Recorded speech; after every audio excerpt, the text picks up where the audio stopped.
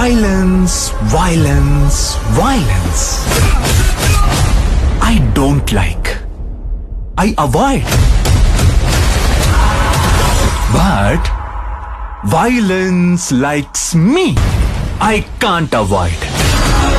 Hello everyone, welcome to Didar official. আশা করি আপনারা সবাই ভালো আছেন। চলে আসলাম নতুন আরও একটি ভিডিও এডিটিং টিউটোরিয়াল নিয়ে। গাইস, আজকের টিউটোরিয়ালে আমি আপনাদেরকে দেখাবো কীভাবে আপনারা একটি নর্মাল ভিডিওতে HDR ইফেক্ট এবং ব্রাউন কালার অ্যাড করবেন।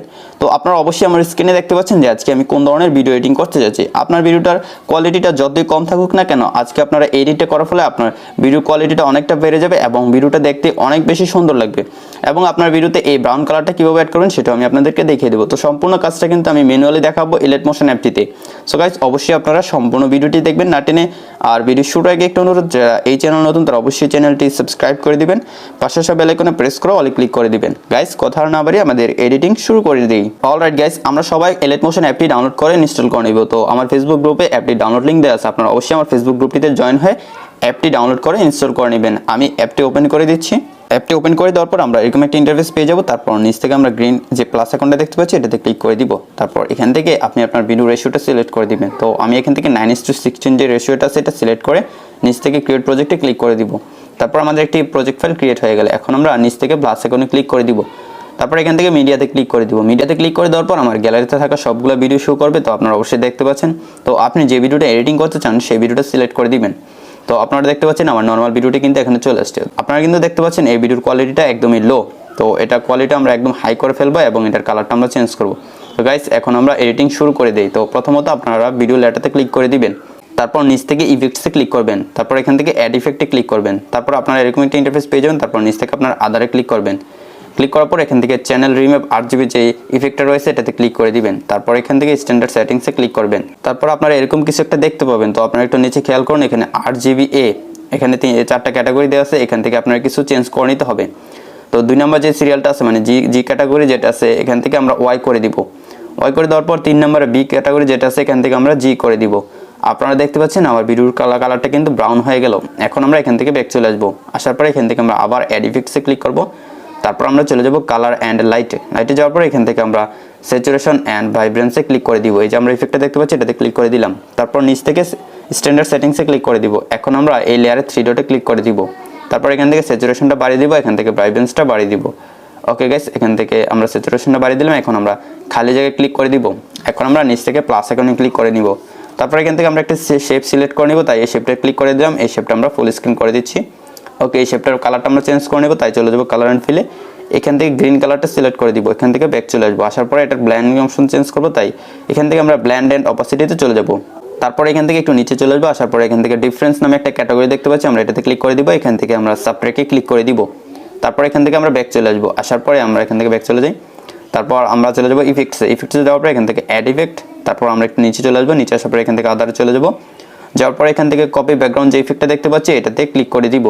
ক্লিক করে দেওয়ার পর স্ট্যান্ডার্ড সেটিংস। তারপর এখান থেকে ব্যাক চলে আসবো। আসার পরে আবার অ্যাড ইফেক্টসে ক্লিক করব। এখান থেকে আমরা চলে যাব ব্লার ক্যাটাগরিতে।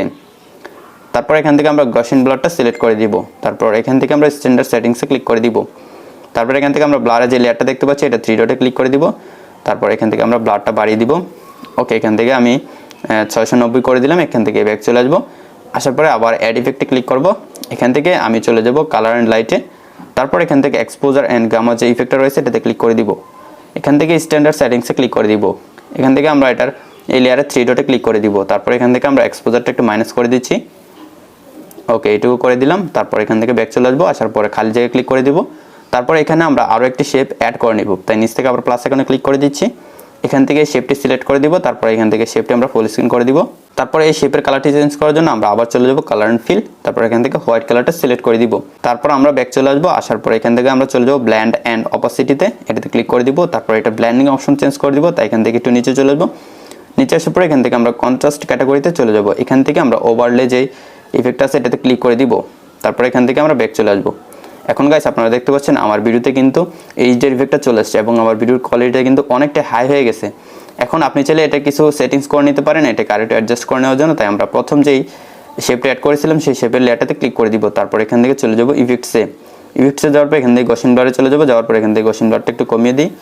ওকে বা বাড়িয়ে দিয়ে আপনি এখান থেকে গোসিং ব্লারটা কমিয়ে বাড়িয়ে দেখতে পারেন যে আপনার কতটুকু এইচডিআর ইফেক্ট প্রয়োজন। তো আপনারা অবশ্যই দেখতে পাচ্ছেন আমার ভিডিওটা কতটা চকচক করতেছে। এখান থেকে আমরা ব্যাক চলে আসবো, আসার পর এখান থেকে আমরা এক্সপোজার এন্ড গামাতে চলে যাই। এখান থেকে আমরা চাইলে এখান থেকে এই ভিডিও লাইটটা আরও বাড়িয়ে দিতে পারি বা কমিয়ে দিতে পারি। তো আমি এখান থেকে এইটুকু রেখে দিলাম, তাহলে আমার ভিডিওটার রেজাল্টটা ভালো দেখা যাচ্ছে। তো আমি আপনাদেরকে ভিডিওটার বিফোর অ্যান্ড আফটার দেখাই। আপনারা দেখতে পাচ্ছেন আগে কোয়ালিটি এরকম ছিল আর এখন এরকম হয়ে গেছে। তো অবশ্যই আপনার পার্থক্যটা দেখতে পাচ্ছেন যে কতটুকু চেঞ্জ চলে আসছে ভিডিওতে। এখন আমরা এই দুইটা লেয়ার সম্পূর্ণ ভিডিওতে অ্যাপ্লাই করে দিব, তাই দুইটা লেয়ার সিলেক্ট করে দিতে হবে। এখানে আপনারা বাম পাশে আই বাটন দেখতে পাচ্ছেন, এটাতে ক্লিক করে ধরে রাখবেন, তারপর নিচেতে সিলেক্ট করে দিবেন। এখন আমরা একদম ভিডিও শেষে চলে আসবো, নিচে শেষে আসার পরে একদম নিচে বাম পাশে একটা টুলস দেখতে পাচ্ছি, এটাতে ক্লিক করে দিব। তারপর গাইস আপনারা দেখতে পাচ্ছেন আমার সমস্ত ভিডিওতে কিন্তু এই দুইটা ইফেক্ট চলে আসছে। এখন আমরা খালি জায়গায় ক্লিক করে দিব। গাইস এখন আপনারা অবশ্যই দেখতে পাচ্ছেন আমার ভিডিওটার কোয়ালিটিটা কতটা হাই হয়ে গেছে এবং আমার ভিডিওর কালারটা কিন্তু ব্রাউন কালার হয়ে গেল। তো আশা করি আপনারা বুঝতে পেরেছেন। যদি বুঝতে না পারেন তাহলে ভিডিওটা কয়েকবার দেখবেন, তাহলে আশা করি আপনারা বুঝে যাবেন। তো যাই হোক গাইস, এখন আমাদের ভিডিওটা যেহেতু এডিটিং কমপ্লিট হয়ে গেছে, ভিডিওটা সেভ করার জন্য উপরে একটি সেভের অপশন রয়েছে। জাস্ট এটাতে একটা ক্লিক করে দিব। ক্লিক করে দেওয়ার পর এরকম একটা ইন্টারফেস শো হবে। এখান থেকে আপনার কিছু করার দরকার নেই, আপনি নিচ থেকে জাস্ট এক্সপোর্টে ক্লিক করে দিলে আপনার ভিডিওটি সেভ হয়ে যাবে। আই হোপ গাইস আপনারা সম্পূর্ণ ভিডিওটি দেখে শিখতে পেরেছেন কি আপনারা এই ধরনের ভিডিও এডিটিং করবেন এলাইট মোশন অ্যাপটি দিয়ে। যদি শিখতে পারেন তাহলে অবশ্যই ভিডিওটিতে একটি লাইক দিয়ে দিবেন, আর যারা চ্যানেলটি এখনও সাবস্ক্রাইব করেননি তারা অবশ্যই চ্যানেলটি সাবস্ক্রাইব করে দিবেন। গাইস দেখা হচ্ছে সামনের ভিডিওতে নতুন কিছু নিয়ে। ততক্ষণ সবাই ভালো থাকুন, সুস্থ থাকুন, আল্লাহ হাফেজ।